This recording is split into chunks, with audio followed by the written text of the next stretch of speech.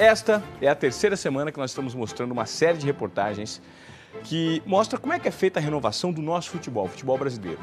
No episódio de hoje, você vai entender por que os jogadores saem tão cedo do Brasil em busca de um sonho que muitas vezes nem passa perto da seleção brasileira. É isso mesmo, Ivan. E é o seguinte, a FIFA divulgou um relatório há poucos meses que traz dados assustadores sobre a venda de jovens atletas. Entenda todo esse processo no terceiro episódio da série A Base, da Terra à Grama, hoje com o repórter Abel Neto.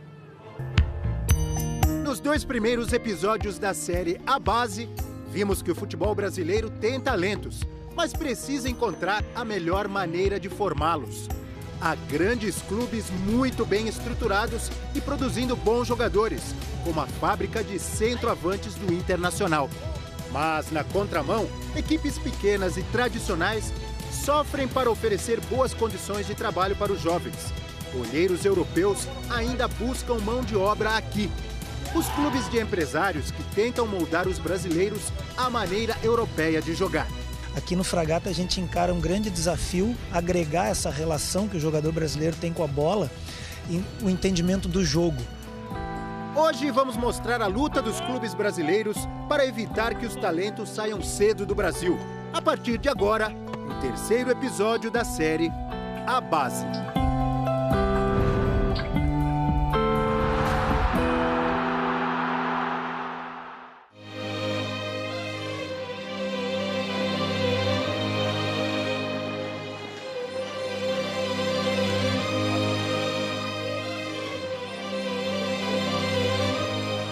São só os primeiros passos, o início da carreira de candidatos a revelações do futebol brasileiro.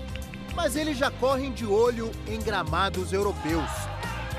Eu sonho Europa, né? Europa e...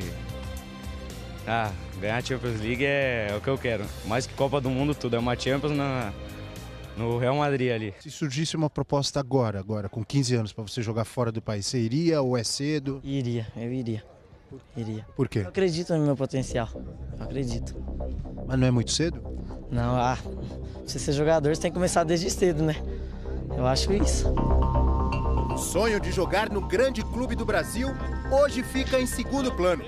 Bem diferente do passado, em que alguns dos nossos maiores craques se formavam no clube de coração e queriam jogar por amor à camisa. Essa relação era muito forte. Eu queria o quê? Aparecer no juvenil, ser titular do time de cima. E realmente aí você já pensa em seleção brasileira. Hoje acho que eles nem pensam em seleção brasileira. A seleção brasileira é segundo plano. Se me chamar, chamou, eu já estou lá fora, já estou resolvido. Os casos de identificação de um jogador com um clube brasileiro são cada vez mais raros. Todo mundo quer Barcelona, Real Madrid, todo mundo quer Europa. Melhores salários, estádios lotados e os holofotes do mundo para campeonatos disputados pelas maiores estrelas do futebol são alguns dos ingredientes que atraem cada vez mais jovens jogadores brasileiros.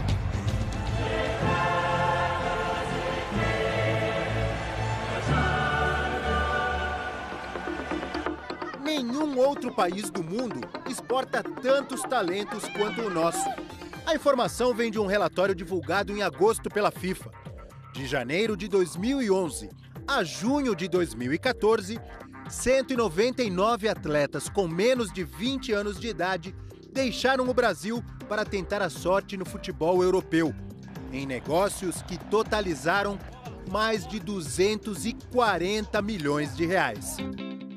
Sandro Orlandelli, hoje do Santos, por 11 anos foi o olheiro do Arsenal da Inglaterra nos gramados brasileiros. Entre os nomes que indicou está o volante Denilson, hoje de volta ao São Paulo, clube que deixou aos 18 anos de idade para jogar por 5 temporadas no Arsenal. Ele explica por que os jovens representam um bom negócio para os europeus. A ideia é comprar os jogadores antes mesmo de eles se destacarem nos principais clubes daqui. É o que os olheiros dos clubes da Europa chamam de jogador potencial. Guarde bem esta expressão, jogador potencial. Jovem, barato e que ainda pode ser moldado ao estilo de jogo deles. A predominância dos clubes organizados, eles têm um orçamento anual e eles sabem, por exemplo, a gente pode investir em 3 jogadores que são produto final e o restante a gente vai investir em potencial. Mesmo as grandes potências como o Manchester United hoje têm buscado isso. O dinheiro que parece pouco aos europeus é a salvação de vários clubes aqui no Brasil. Com problemas financeiros, muitas vezes vendem suas principais revelações. Mesmo o Santos, famoso por revelar e dar oportunidades aos talentos da base no time principal, também precisa do dinheiro da venda deles para sobreviver. Os valores pagos lá fora, às vezes a gente não consegue competir e o assédio é grande, o sonho, a cabeça dele. E ele tem que respeitar também o interesse do menino, do atleta, se ele acha, pô, eu quero ir embora. A gente já ouviu isso de muitos jogadores. A comparação dos orçamentos de clubes europeus e brasileiros mostra a diferença.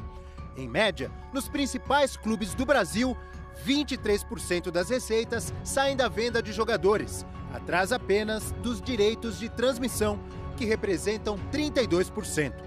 No Barcelona, a venda de jogadores representa pouco mais de 6%, enquanto 36% são da venda de produtos e marcas associadas ao clube.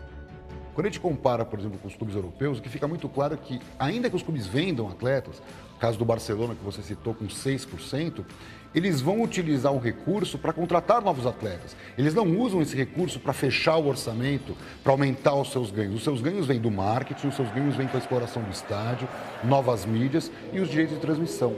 Então, os clubes brasileiros hoje dependentes de 3 ou 4 fontes de renda, enquanto os europeus têm 30, 40, 50 fontes de renda dentro dessas grandes receitas. É por estar longe de alcançar este sucesso na busca por outras fontes de renda que os clubes brasileiros dependem da fabricação de craques para conseguir se sustentar.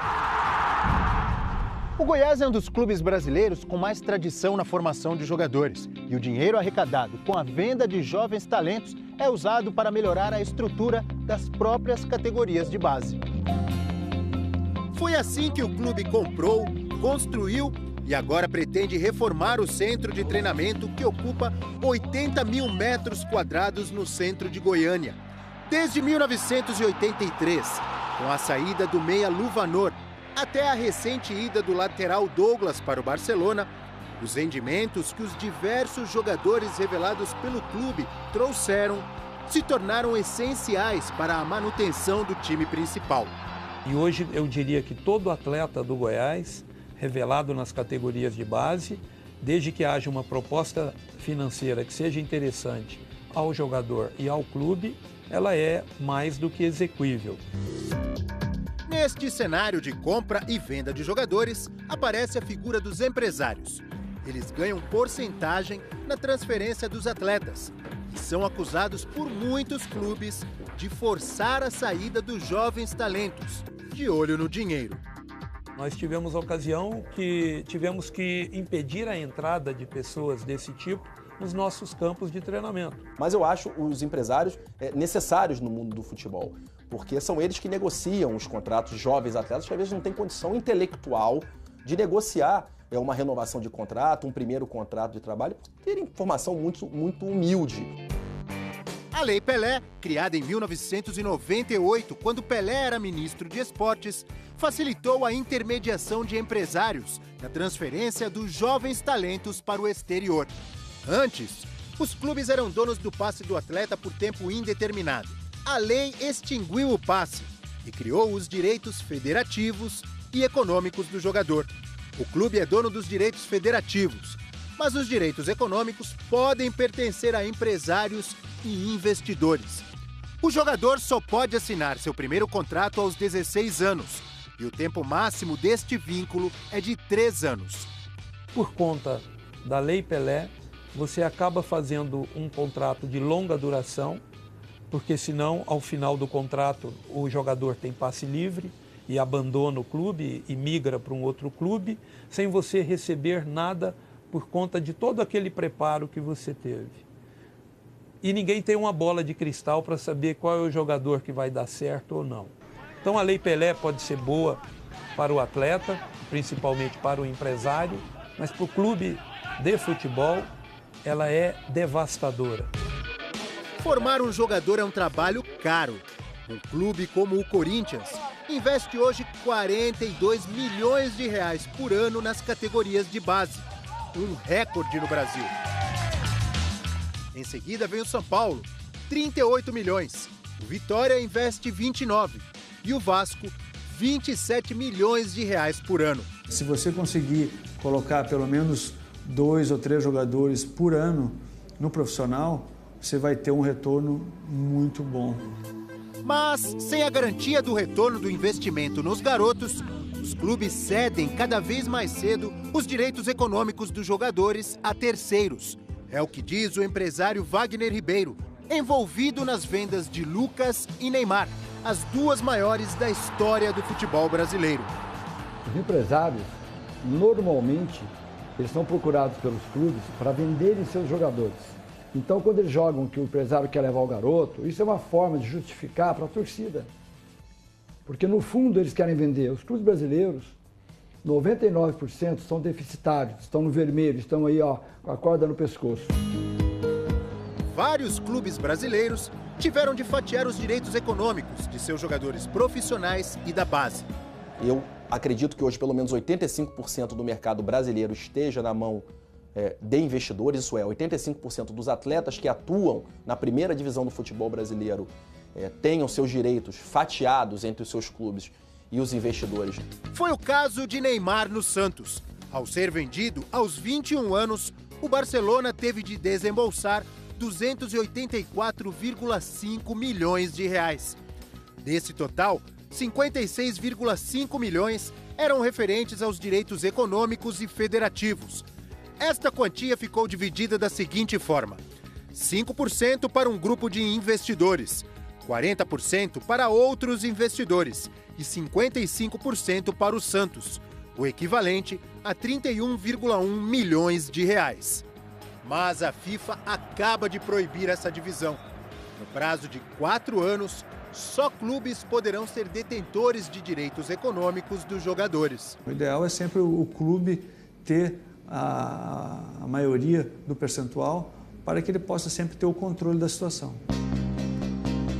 O Palmeiras é um dos clubes que começam a se adaptar a essa realidade. Em 2013, de um total de 44 jogadores do time sub-20, apenas 4 pertenciam 100% ao Verdão.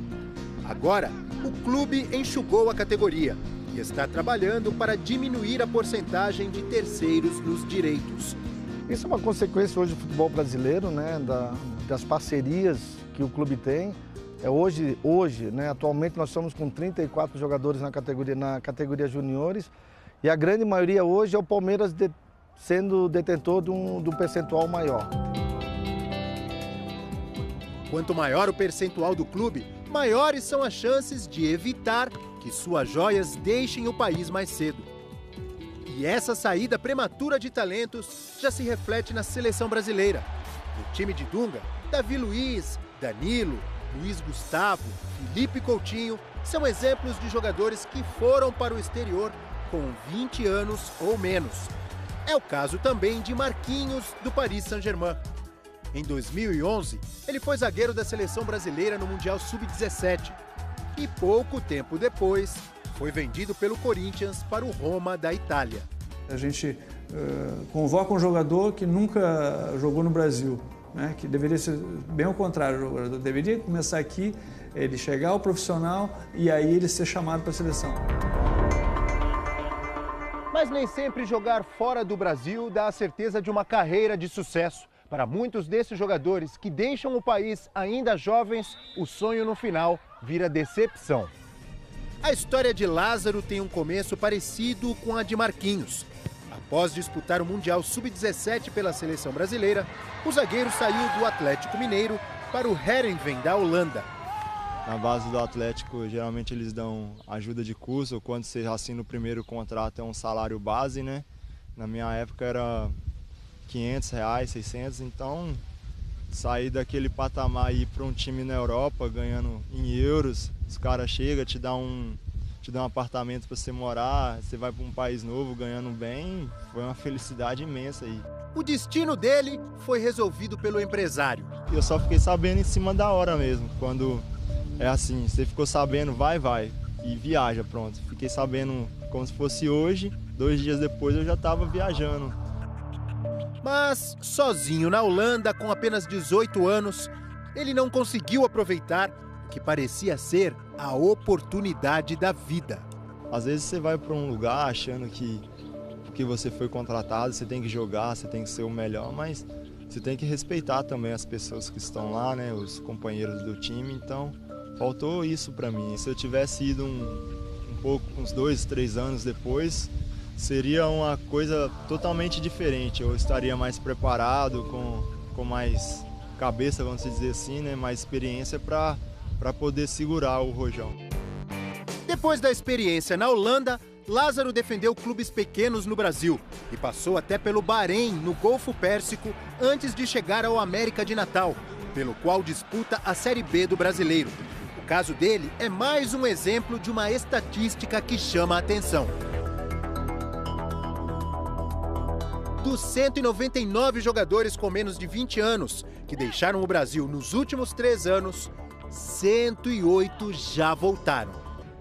Para a realidade do futebol exportação mudar, seria preciso que os clubes brasileiros oferecessem melhores condições de emprego. A realidade de salários milionários é para poucos, e mesmo clubes da primeira divisão não conseguem pagar em dia. Fazer com que estes grandes lances dos nossos craques sejam vistos em gramados do Brasil. Manter aqui os talentos que temos. Desafios colocados aos clubes brasileiros, a quem gosta do futebol e quer ver sempre por perto os grandes craques. Se a gente consegue oferecer condições de uma Champions League numa Libertadores, ele não vai querer sair. O Campeonato Brasileiro, se a gente oferece condições de um Campeonato Brasileiro como é oferecida na Premier League, ele não vai querer sair. Está sendo uma oportunidade para a gente também, na questão técnica nossa, que é a nossa responsabilidade, na questão estrutural. Poxa, é uma oportunidade, vamos melhorar isso, a gente consegue reter esses jogadores aqui.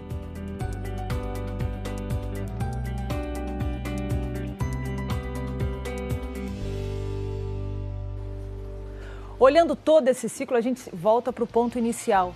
É a estrutura. Exatamente. A matéria acabou, perfeita análise. É difícil, são tantos assuntos, mas se você tem um campeonato com essa organização que se tem fora, você tem o Libertadores, que tem muita qualidade, tem muita rivalidade, mas não tem organização, os estádios, eu acho que a gente vai sofrer um pouco, mas logo, logo a gente vai recuperar e talvez a gente consiga segurar mais os garotos. Até porque eles recebem informação muito rápido hoje, né?